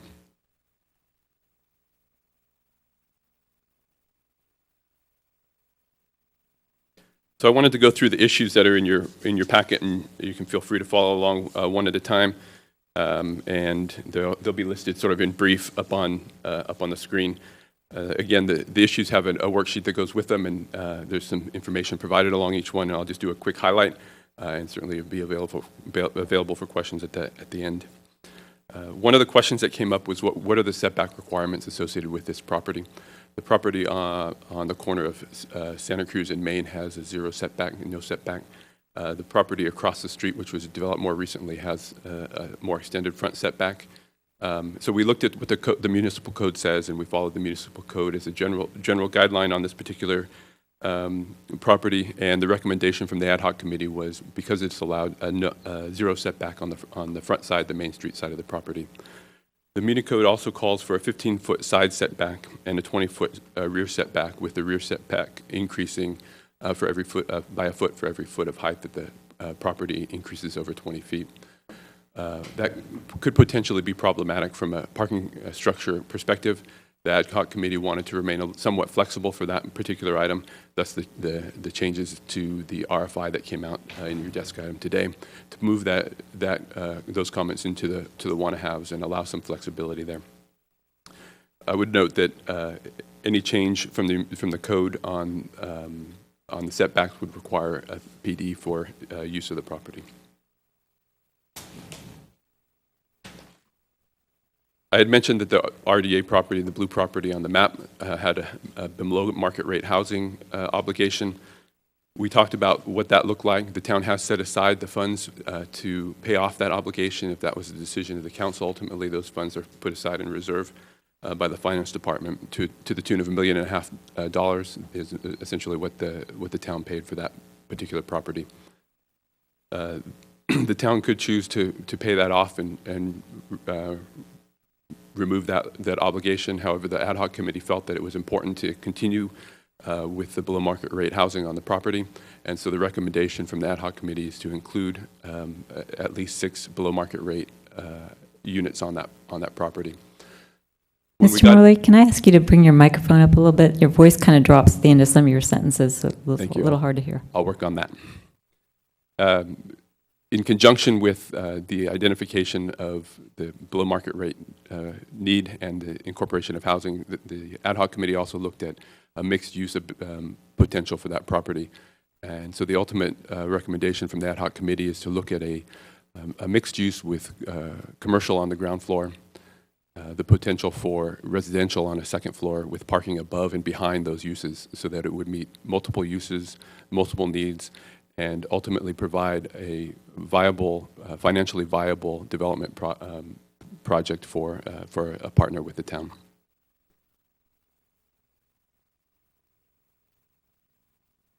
The next question that we identified was the construction cost of a garage.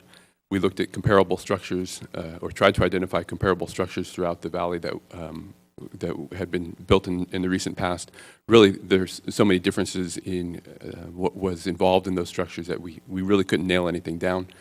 And ultimately, the value of that information from a best guess estimate wasn't real high.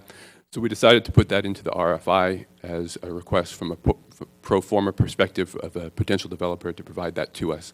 So that sort of meets that need without the town having to go forward with a big study to do that work ourselves.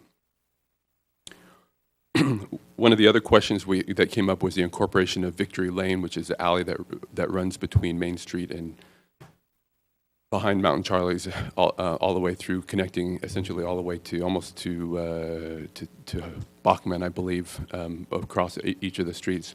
And what would happen if we were to incorporate that into the development? That was something that the ad hoc committee was open to. We left that in there as a potential. We did note that there were some potential access needs, some easement needs for utilities, and that we would, the ad hoc committee recommendation was to put that on any potential developer to do the due diligence. There is some work that needs to be done with the fire department for access. The fire department noted that they don't have truck access to that alley anyways, to Victory Lane anyways, because of the utilities, overhead utilities. So they weren't terribly concerned about clearance, from a clearance perspective, what could get through there. So that adding that flexibility may make it a more marketable overall property if we include a little bit more real estate.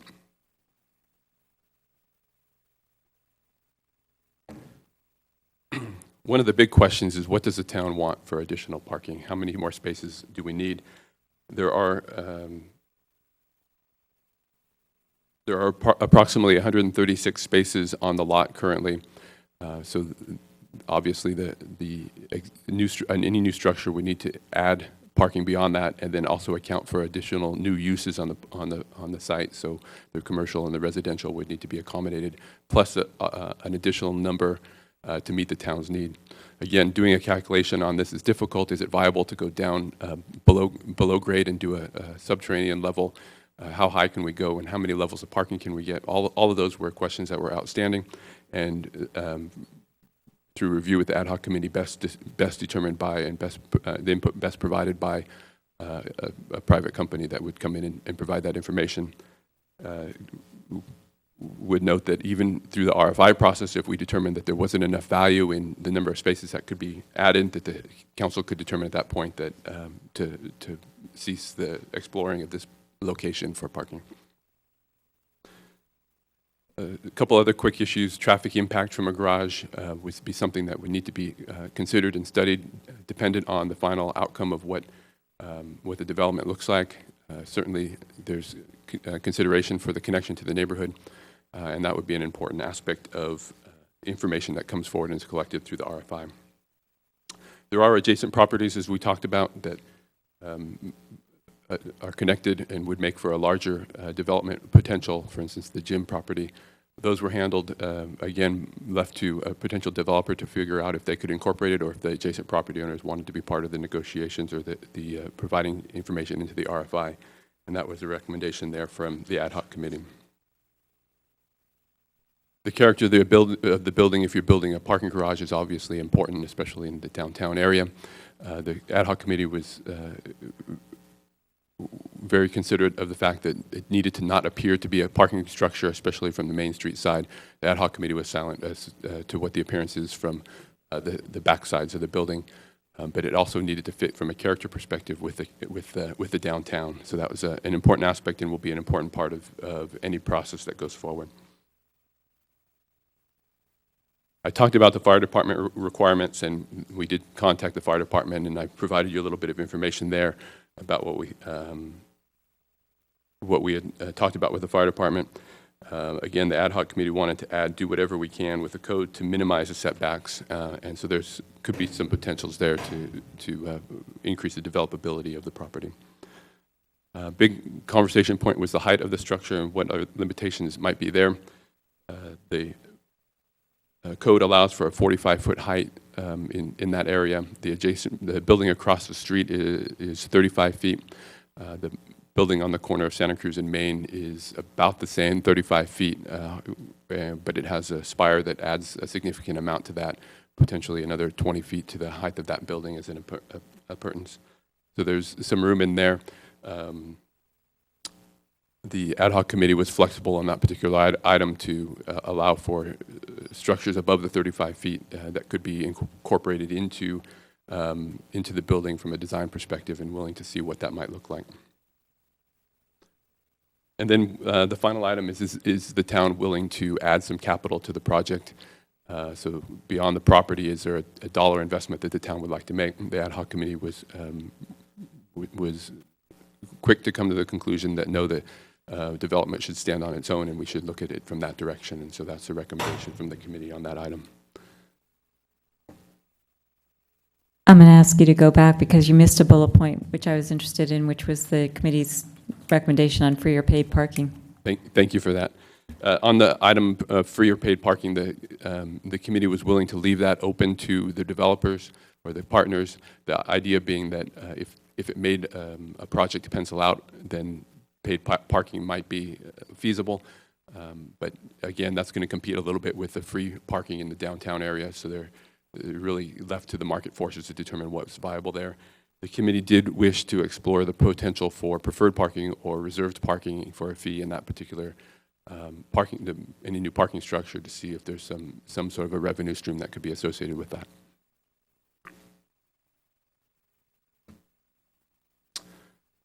In conclusion, the idea behind an RFI is to test the market, to use the interest to inform the next steps, and to revisit ultimately with the ad hoc committee.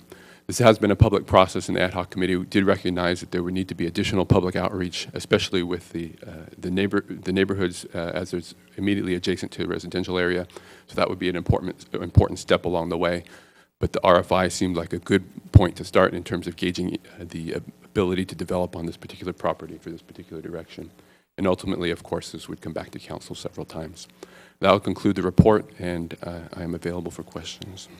Thank you. Before I open it to questions and discussion of the council and further comments from the ad hoc committee, I do have one card from a member of the public, and I'd like to call on that person before we have our complete discussion. And if there's other people in the audience who want to fill out one of these buff-colored cards and talk to us about that, now's the time to do it. Ms. Dorner.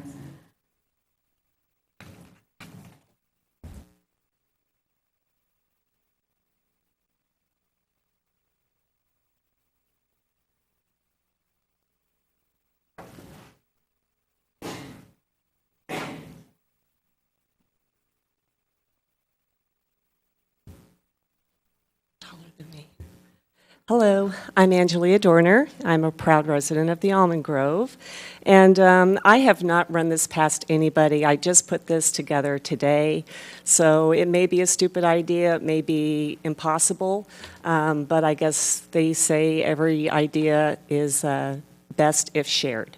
So everyone acknowledges that our biggest issue with downtown is that we have very limited ingress and egress routes.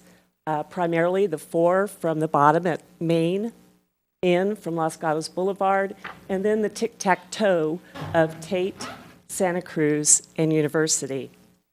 What I'd like to do is to have you focus on this property right here, which is actually along Highway 9, pretty much covering the area from Postal Mate up to, but not including, the diner. On February 1st of this year, some planning documents were filed with the town showing complete full architectural plans, civil drawings, including grading, stormwater, utilities, etc. It was filed by a group called Highway 9 Partners, LLC. The intention it appears. We even did a 3D model to show character of the town, etc. It actually is supposed to include a electric car dealership and servicing center, including use of a roof deck and 2-story parking type garage. And everybody surmised, based on the car in the window, that it was for Tesla. I put the little logo on there. Our planning department and no one else that I've talked to just throughout the day today or over the last couple of weeks really knows if there's any substance to whether what the level of discussions have been with Tesla, et cetera.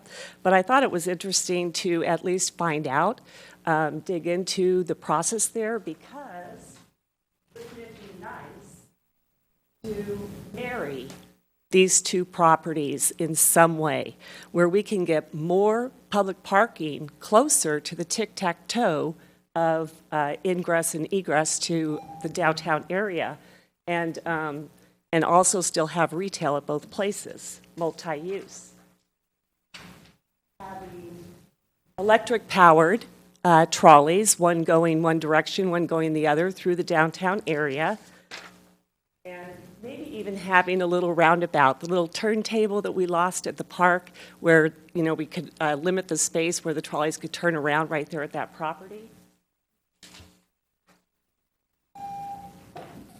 There we go. And your time is up. Thank you. I just put this one last slide up, because it's really advantages for everyone. We have it in our hands. Okay. Thank you. Anybody else want to talk to us about potential parking structures? Thank you, Ms. Dorner. Okay. But before we ask questions of Mr. Morley, I wanted to thank the members of the ad hoc committee, and then ask if you had anything to add to Mr. Morley's report. Either of you. Councilman Rennie. I'll go ahead and add a little bit. Ms. Dorner's presentation made me remember some of our early discussions. Let me first say, and Vice Mayor Spector can correct me if she has a slightly different opinion, but for me, there was sort of 4 goals when we did this to simplify. Director Morley went through a very detailed analysis of all our thinking, but it really came down to 4 goals. We needed to solve the below market units that we basically owe to RDA, and we have to do it soon, or the state comes in and does it for us.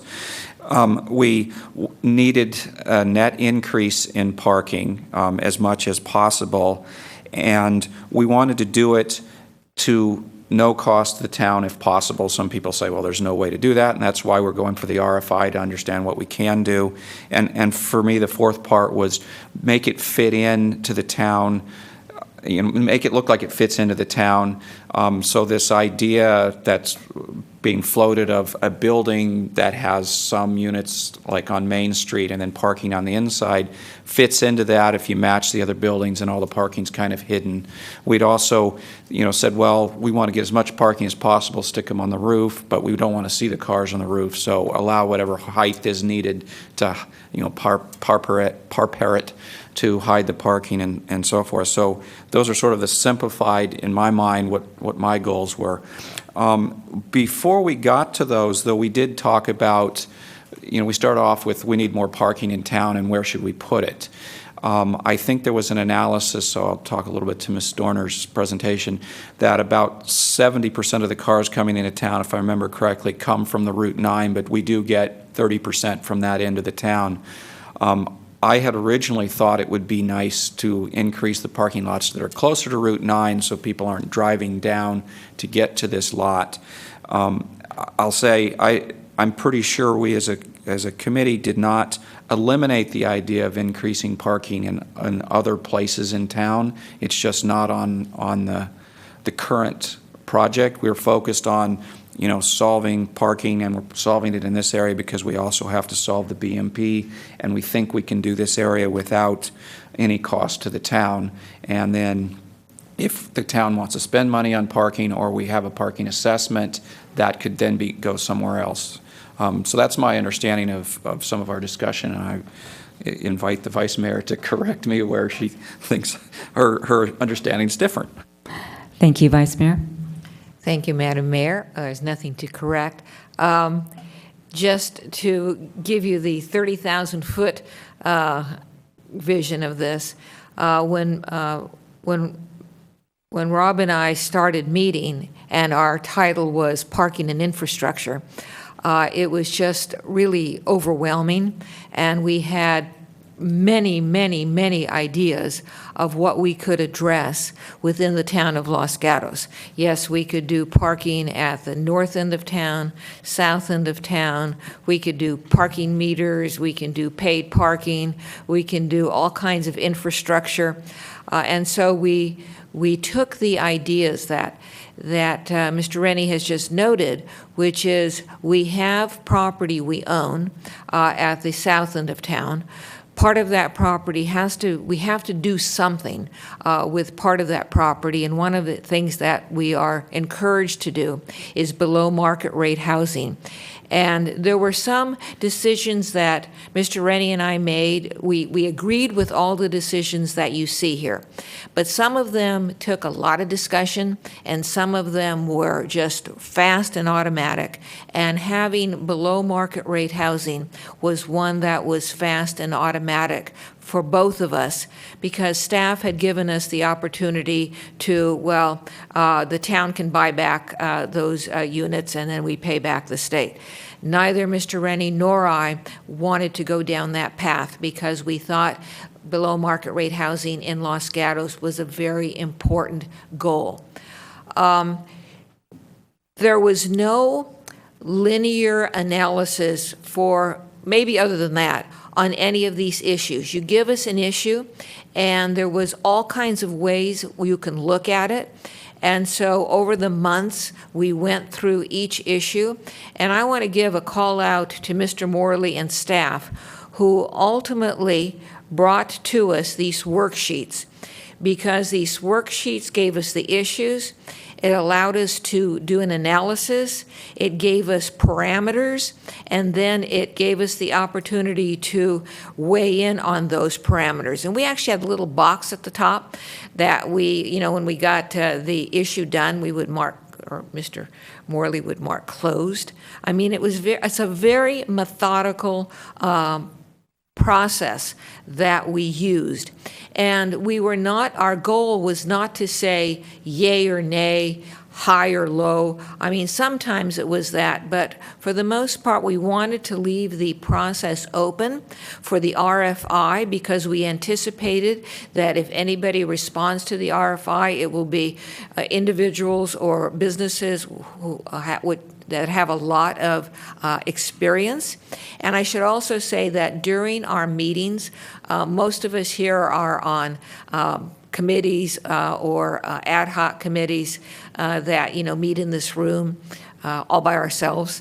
But with the infrastructure parking ad hoc committee, we met here, and we had individuals, not a lot, but we had some individuals from the community at every meeting, and in my observation, they were more often than not individuals who had some degree of interest in providing us with an RFI. Thank you. Thanks very much, Councilman Rennie and Vice Mayor, for your report and for your work. I'm going to open up to the council for any questions or input, or if you've heard or comments, or if you've heard enough, a motion. Councilman Leonardis. Thank you, Mayor Jensen. I have some questions for staff.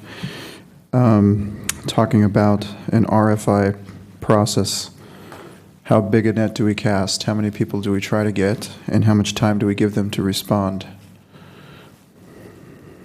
That's always the art of it, is how many do you draw in. I think we have some preliminary interest, so getting the initial responses may be easier from a short period.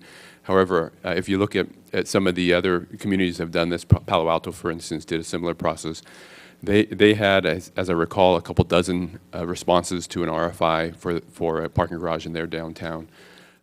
So we could expect those were regional companies, even statewide companies that provided those responses. So we could expect, I would think, something similar for Los Gatos.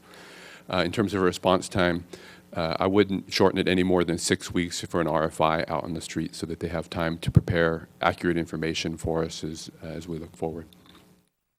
A couple more.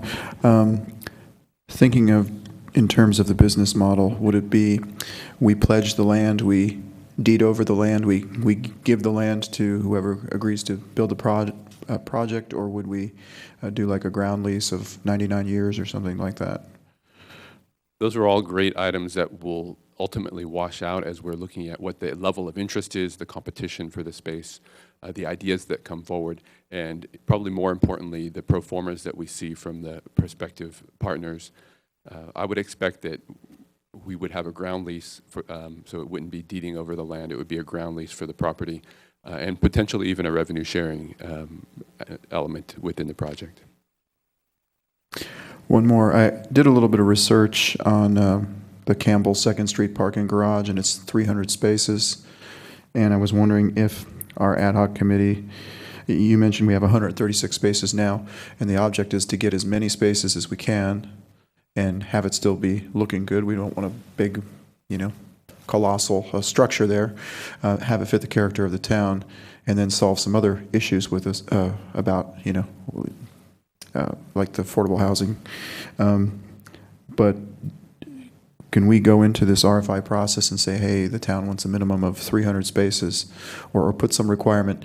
One concern I have is that it may come back and somebody said pencil out. I think it might have been you.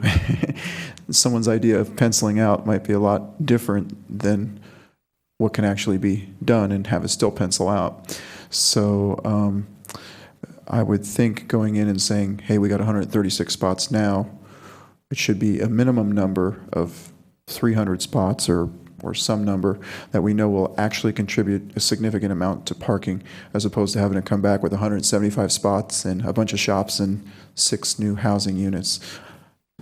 So we actually went through that discussion in the ad hoc committee, and staff resisted quite a bit on trying to identify how many spots we could get on that particular property. A couple of challenges. Does Victory Lane come into play or not? Does the property to the adjacent to Victory Lane come into play? What happens if a property owner, for instance, wants to come in and include the gym into the discussion and have property rights associated with that? All of those things change the dynamic a little bit. And then whether up and down is feasible and reasonable. All of those things added so much variability to it that we really resisted. Ultimately, I think we went through a calculation, sort of back a napkin calculation on what we could get in. I don't know if you have a better recollection, Councilmember Rennie, than I do. But it was, if there's 136 spaces there now, you take away some space for retail and residential on the first and second levels. So maybe you can get 100 spaces on each additional level above. Take away 20% for circulation, and so you start to get into a number of what you're looking at in the 250 range of total number of spaces. But again, that's really back a napkin, and the real people that can provide you that information are the people who do this for a living and develop parking garages for a living, and they'll be able to give us that number. The nice thing about an RFI is it's very preliminary and it's relying on the market forces to tell you. So they have a vested interest in making this look really good so that the town decides to go forward with it. If somebody were to come forward with a 150 space solution, the chances are the town wouldn't go forward with it and they would lose their opportunity to enter into a deal there. Just one more. So you mentioned Victory Lane and incorporating that into the project. Would it be possible to switch the blue square that we acquired for the affordable housing with Victory Lane and put the affordable housing there? Is there a possibility to rearrange the parcels? As long as there's 6 units, is that correct? If we're going to be incorporating all of it. We haven't limited ourselves to anything, so I think we're wide open for all of the discussion. Certainly having even that comment at the council meeting will help to inform potential partners on the viability of the openness of the consideration. So that would be a viable development. There may be some challenges on that particular property for setbacks and that kind of a thing if it's a standalone structure. But again, through the process, we didn't close the door on anything. Thank you. Any other questions or comments? Councilwoman Sayoc. Thank you. Just a little bit more on process. So should it get approved today, you issue your RFI. it's out there for 6 weeks, those come back to you, and then that goes back to the ad hoc committee? That would be the intent if it were to please the council. Okay, and then at that point, basically every RFI you've received is public information, correct? Or are these, are there any rules associated with what we get? I'm just curious about, now that this has been discussed, I know there's a lot of interest among the public. When do they get to start weighing in on different ideas? So I'm trying to marry the public interface with the process. So to start, we'll let the town attorney do the legal side, but from a public process standpoint, I think it starts tonight, and we'd be looking at every ad hoc committee meeting, and then ultimately a dedicated public meeting for this in particular. We'd work through the scheduling of that with ad hoc as they provide input. Really, the RFI is to identify the potential, so it's still a concept at this point, and the information that we glean from the RFI will help to inform us as we move forward. And then the responses to the RFI in the normal process is that they are public. There might be certain financial information that a certain proposer might submit that might be exempt from disclosure, but their actual proposals and what they intend to do would be all public. So actually, I have a follow-up to that. Assuming that the council goes forward with the RFI process and we get, say, a dozen responses, are we anticipating posting them somewhere on our website so that people can take a look at what's been offered so that they can have some information before they offer their input on that? I think that's reasonable. Okay. Other questions or comments or a motion? Councilman Leonardis. Thank you, Mayor Jensen. I'll go ahead and move that we go with the recommendations from the ad hoc committee as listed in the staff report, items 1 and 2, accepting the report by the Transportation and Infrastructure Ad hoc Committee and directing staff to issue the request for information for public-private partnership to develop a parking garage. Is there a second?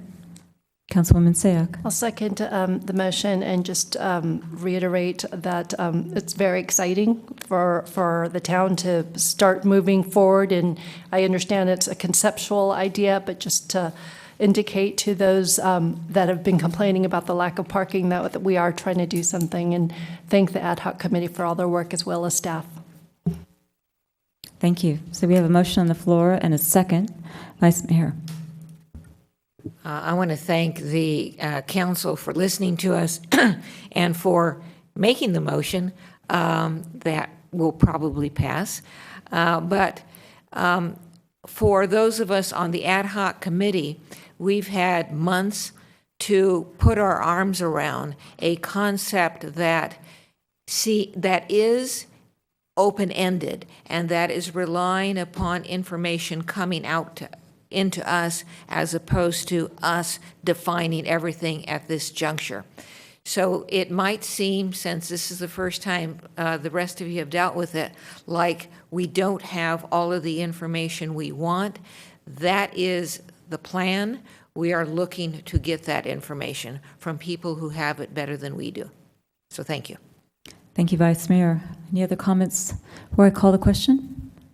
Okay, all in favor? Aye. Aye. It passes unanimously. And thanks again, staff and ad hoc committee, for all your work on this. Thank you. And that concludes our meeting. We are adjourned.